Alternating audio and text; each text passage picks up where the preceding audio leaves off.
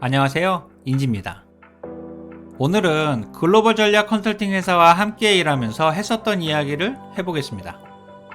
컨설팅을 할 당시 저는 회사의 조직과 조직 문화, 보고 및 회의, 업무 프로세스 조정 등을 책임지는 기획과장을 하고 있었죠. 회사는 들으면 누구나 다 아는 대기업과 글로벌 전략 컨설팅 회사였고 저의 실제 이야기입니다. 그럼 시작하기에 앞서 구독과 좋아요를 부탁드릴게요. 글로벌 전략 컨설팅 회사에 유명한 A 컨설턴트가 있었다고 합니다. A 컨설턴트는 클라이언트의 만족도가 항상 높았고 성과가 뛰어났죠. 그래서 회사는 A가 다른 컨설턴트들과 비교해서 무엇이 어떻게 다르고 구체적으로 어떤 역량이 뛰어난지 정확히 분석해서 직원들과 내용을 공유했죠.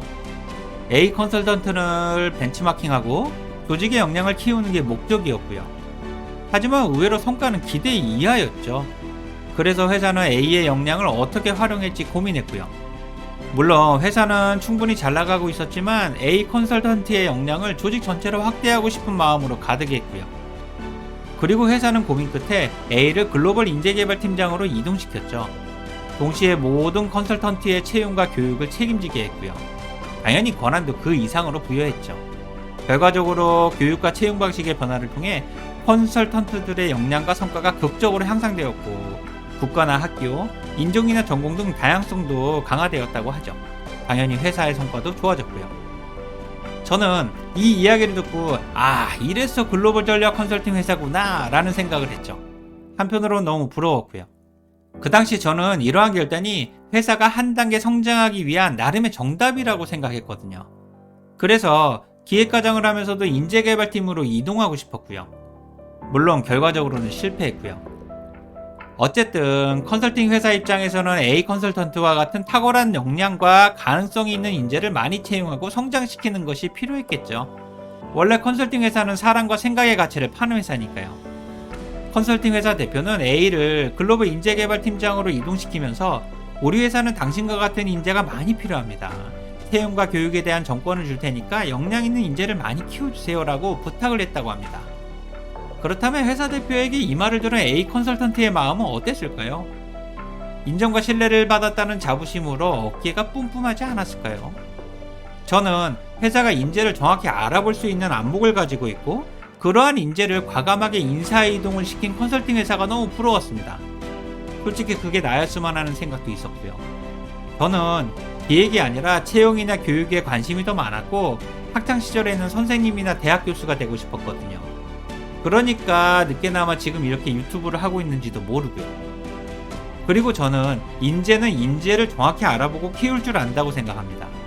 인류가 인류를 키우고 인류가 무능한 직원을 키우고요. 특히 제가 목격했던 회사의 핵심 인재들은 인재를 키울 줄은 몰라도 누가 인재인지는 확실히 알아보는 눈을 가지고 있었거든요. 하지만 아는 것과 가르치는 것은 다르다고 하잖아요. 보는 것과 하는 것은 분명히 다르고요.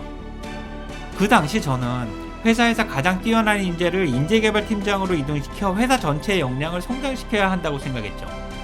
원래 유통업은 IT나 제조업과는 다르게 입지도 중요하지만 사람이 정말 중요하거든요.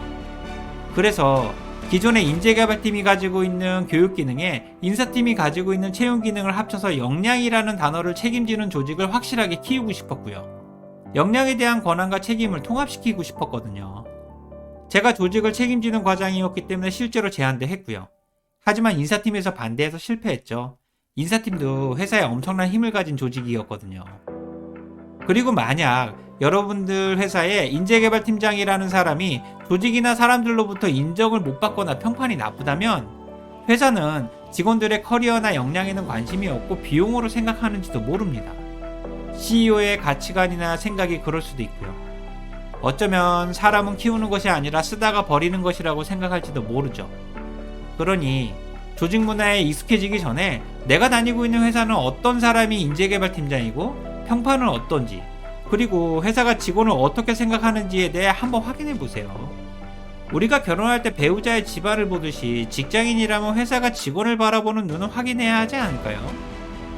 마지막으로 여기 자신보다 더 뛰어난 사람들을 부하 직원으로 뽑아 목적을 달성하는 방법을 아는 한 인간이 누워있다는 카네기의 묘비명처럼 회사가 역량이 있는 인재를 채용하고 성장시키기 위해서는 회사에 필요한 인재가 구체적으로 어떤 역량을 가진 인재인지 먼저 규정하고, 이런 역량을 가진 인재들이 어디에 있는지 확인하고 직접 찾아가야 하죠. 그리고 역량 있는 인재를 회사의 핵심 인재로 인정하고 그들에게 성장의 기회를 부여할 수 있는 용기와 현명함도 필요하고요. 하지만 불행하게도 대기업이나 공기업, 공무원 등 조직이 오래되거나 클수록 이런 모습들이 쉽지가 않죠. 오히려 뛰어난 인재들이 조직원들에게 배척을 당하거나 이직을 하는 경우가 더 많은 게 현실이고요. 원래 사람이 미래이기도 하지만 조직 문화로 인해 사람 자체가 불행한 미래가 되기도 하니까요.